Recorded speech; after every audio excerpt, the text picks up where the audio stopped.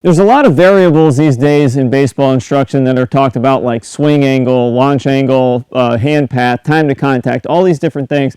And we want to hit the ball hard. We want to hit the ball solid. And that's one of the things that I don't hear talked about often enough is solidity of contact. You know, if you've ever been up to the plate and you hit one off, you know, you just feel like you made a great swing. It felt pretty solid, and then it just flutters out, you know, to pop fly or something like that. Well, what happens more times than not is that you're hitting the ball at the end of the sweet spot or the end of the bat versus in the middle of the sweet spot of the bat. That's the difference. If you were to change the ball from hitting the end of the bat to the sweet spot of the bat, that pop fly is going to be a home run, a no-doubter, one you can jog to first base and jog all the way around and show off and just waltz in home like you own the place. Now, the idea of today's video is to not only explain exactly where the sweet spot of the bat is, but also to share with you two extremely crucial checkpoints that you need from the down-the-line view to make sure that you are grooving the proper swing and the solidity of contact that you want. Let's go ahead and get started. Now, we talk about in the Pro Speed Hitting System in the Perfect Contact series that one of the main pieces that we need to make sure that we have right every day is solidity of contact, or quality of contact.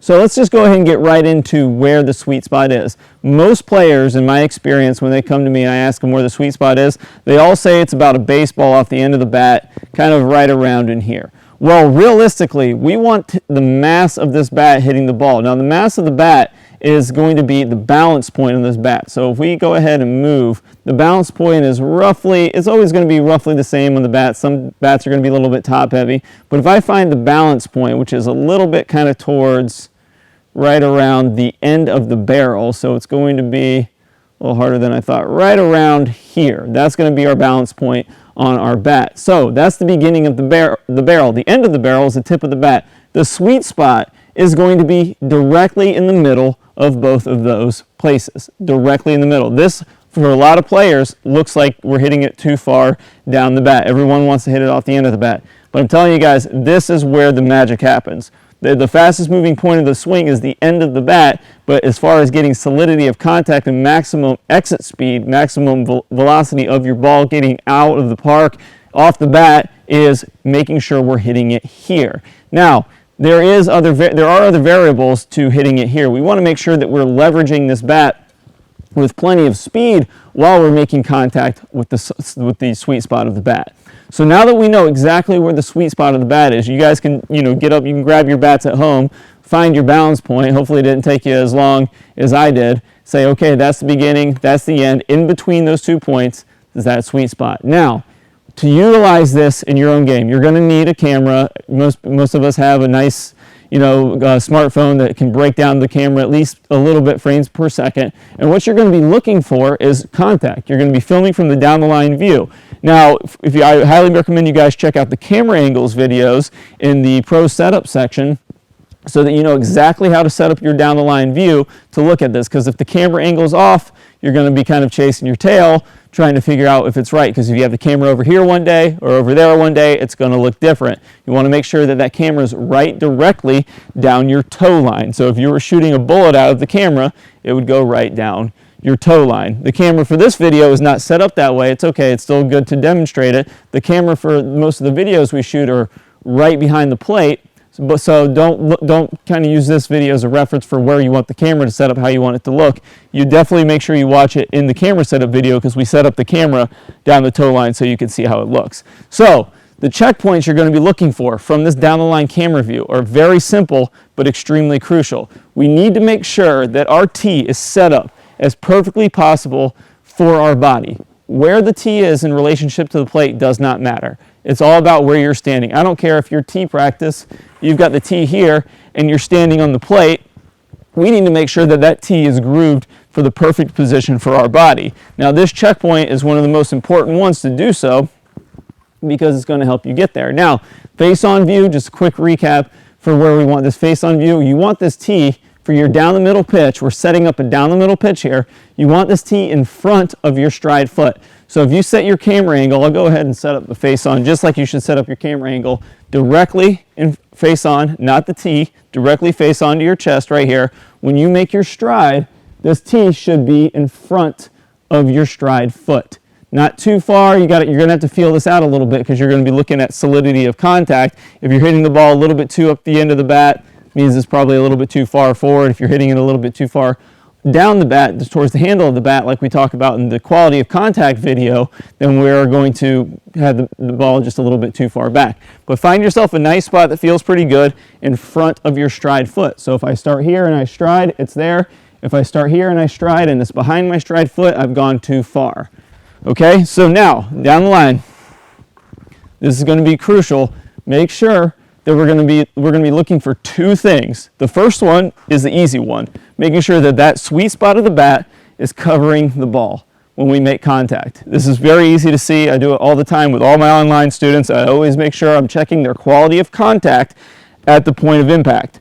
Very, very important. So that's easy. We're covering the ball with the bat. That's our first checkpoint. Very easy. Now the second one is extremely critical, and that is to make sure that I can see, let me move this over just a little bit, that I can see not only both hands from the down the line view, but also a little bit of my lead wrist. So I want to be able to see quality of contact on the sweet spot of the bat and both hands from the down the line view. If I'm hitting the ball dead on the sweet spot and my hands can't be seen from the camera angle, then that ball is entirely too close to me. That means I had to make a compensation and pull my hands in to get the sweet spot of the bat on the ball. Now, if I can see both of my hands from the down the line view and I'm hitting the ball off the end of the bat, well, the ball's probably a little too far away from me. Or I can see both of my hands from the down the line view, but I'm hitting the ball too far towards the handle of the bat. That means the ball is too close to me. So what we do is we adjust accordingly. We are looking for quality of contact on the sweet spot of the bat and making sure we can see both hands from the down the line view. Guys, it's that simple. It is that simple to make sure you are set up to get your hands in the most ideal position possible to maximize your output. So I'm going to show you a couple of examples right here. So what we're going to do is we're going to make an error here. I'm going to set up with this ball too close to me, and I'm going to hit it off the sweet spot of the bat. So what we're going to see on camera in the slow motion playback is that you're going to see a solid hit, but you're going to see the hands are going to be hidden in front of the body. Okay, now we're going to do one correctly. So we'll back us up a little bit. So now I've got my perfect tee set up. I know exactly where I want my tee to be. Now when I make a swing, we're going to see solidity of contact, and we're also going to see both hands from the down the line view. Okay, so there we should see a nice solid contact. Now we'll make one more little error so we can kind of get a well-rounded look, is I'm going to set up a little bit too far away from the ball. Okay, so here I'm going to have a pretty tough time hitting it off. This is not one of the more common errors, but it can happen to you out there when you're playing with this. I can clearly see both hands from the down the line view, but I didn't get solid contact. Guys, do not underestimate these two checkpoints. If you have these two checkpoints, you are going to be grooving your swing to make solid contact with the perfect amount of space with your hands off of your body, and that's going to give you maximum output. When you groove your swing on the tee, when that ball starts moving and starts coming at you, that's the swing your body's going to tend to lean towards whenever you're hitting. Now, I'm not saying that's just going to make you a perfect hitter. You got to work on your timing and all that. But if I'm training with the ball too far back and too close, when the ball starts moving, I'm going to start trying to make contact with the ball too close and too far into me. Groove the swing that you want when that ball starts moving on the tee, and when you get there, it's going to be so much better. And you're no longer going to make what you feel is going to be a great swing and the ball doesn't go anywhere. You're going to make solid contact and the ball takes off like a rocket. Guys, thank you so much for tuning into this video. I really hope it helped you out with understanding the checkpoints that we should be seeing from down the line, but stay tuned. I've got an even better bonus video for you to make sure that we're getting the proper transition to deliver that bat into those checkpoints properly. I'm going to play a preview of one of our premium videos from the website that you can check out absolutely free. It's called the wall drill. It's going to show you how to get into the proper bat lag position immediately today with this drill. Make sure you check it out. If you guys like the video, make sure you hit the thumbs up. Thanks again for watching. Good luck with your swings, and we'll see you guys soon. Today, I'm going to show you the #1 move that kills bat lag. But most importantly, we're going to do a drill that will instantly give you a tight transition into bat lag and have your swing looking drastically better today. The move that I'm talking about here is when we're going into our transition and the bat lays down, and now the only thing that we have to rely on for bat speed is our pure strength. From Mike Trout, he does this really, really well. You'll see as we pause him here in the max bat lag position, his barrel is really high, and you can see that it's barely dipping into that line. You can imagine if this was a nail and this bat was a hammer, if I was trying to hammer this nail in like this would be kind of like me dumping the bat. But if I'm letting this hammer swing and slam into this ball over and over again, I'm going to be very, very efficient. Now, I'm sure you guys are ready for it by now. Let's go ahead and dive into the wall drill. All right, guys, here we go, the wall drill.